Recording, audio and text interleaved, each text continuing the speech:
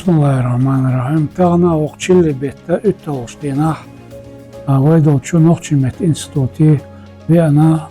Noqçi Respubliki Dişara ilmi minister Hoşbavdi Buarıc'da ayur. Minister zamestитель Ahmed Ramazanoviç Usmanov var.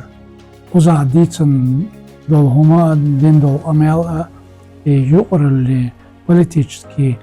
душам чакя қырх цунахлецдер حال чакяла эла отстайпам лет шируе делаха замно шин бол замно цутяцацтолхума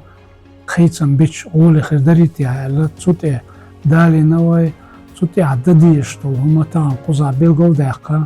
دام الله يوتشخينا إنستوتو إبالخ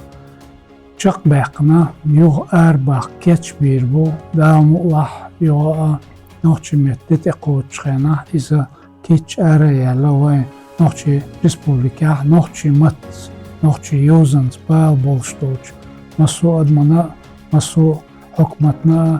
هيج خربو إخير شتوقوا تولسو ونقشمت إنستوت بالخ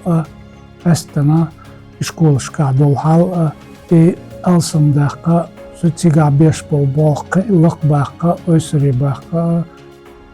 كيشم بيش تنخ بلغلو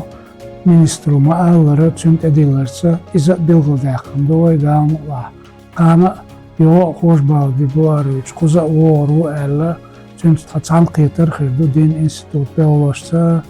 işkol balx tsiga noqchimat dolhal itudesh iditsleran doy qan dam Allah del purbansa arbalx qitulush dahur bu al tunuqtesh doqay del res xullo doy